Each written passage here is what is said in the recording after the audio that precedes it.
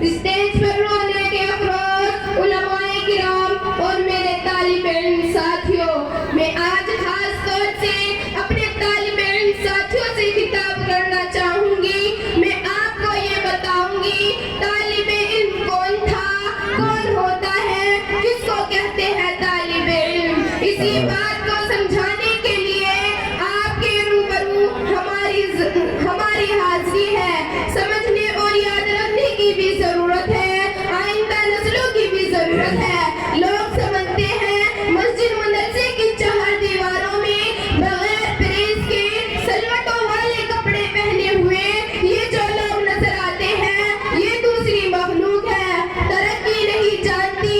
یہ لوگ قدامت پرست ہیں، رجعت پسند ہیں۔ ان لوگوں کو انگریزی نہیں آتی، یہ انٹرنیٹ نہیں جانتے۔ کیسے خوش مزاج لوگ ہیں کہ اپنی اماں کو، اپنی بہن کو، اپنی بیٹی کو، اپنی بیوی کو بغیر برقعے کے باہر آنے نہیں دیتے۔ آذان دینا، امامت کرنا ان کا کام ہے، ان کی دوڑ صرف مسجد تک ہے، اس کے آگے ان کا دماغ کام نہیں کرتا، ان کی سوچ کام نہیں کرتی۔ یہ فرقہ پرست لوگ ہیں، معمولی بات پر جذبات میں ابھر جاتے ہیں۔ یہ طالب علم کی وہ شکل و صورت ہے جو مسلمانوں کے ذہن میں بیٹھی ہوئی ہے۔ اگر کسی سے کہا جائے کہ آپ اپنے بچوں کو مدرسوں میں داخل کرو تو وہ انکار کر دیتے ہیں اور کہتے ہیں پہلے دنیا کی سمجھ آنے دو کاروبار کا تھوڑا بہت علم آنے دو، تھوڑی بہت اسے انگریزی سیکھنے دو۔ وہ اسے مدرسے میں بھیج کر اس کی زندگی بیکار بنانا نہیں چاہتا۔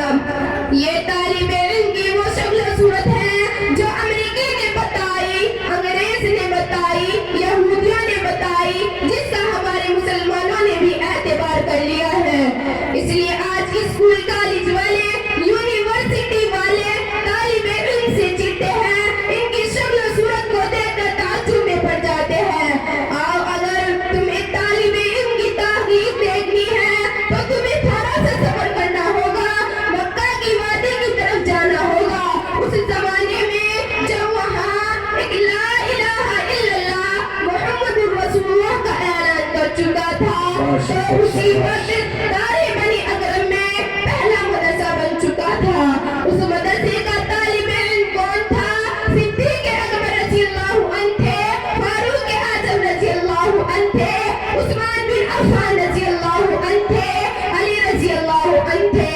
اس مدرسے میں زید بن حارثہ رضی اللہ عنہ پڑھتے تھے۔ اس مدرسے میں حضرت حمزہ رضی اللہ عنہ نے سبق لیا۔ اس مدرسے میں تمام صحابہ نے اپنے آپ کو تیار کیا۔ پھر لوگوں نے کہا مدرسہ بند کر دیا جائے، مدرسے پر پابندی لگا دی جائے۔ ماشاءاللہ۔ پھر لوگوں نے کہا مدرسہ بند کر دیا جائے، مدرسے پر پابندی لگا دی جائے۔ ابو جہل نے کہا مدرسہ بند کرو، تم غالب آ جاؤ گے، قرآن نہ سنو نہ سننے دو، قرآن نہ پڑھو نہ پڑھنے دو، لعلکم تفلحون، تاکہ تم کامیاب ہو جاؤ۔ مگر دیوانے چل پڑے مدینے کی طرف، سینے میں مدرسہ لیے ہوئے۔ وہاں مصعب بن عمیر پہلا مدرسہ کھولے بیٹھے تھے، پھر جا کر دوسرا مدرسہ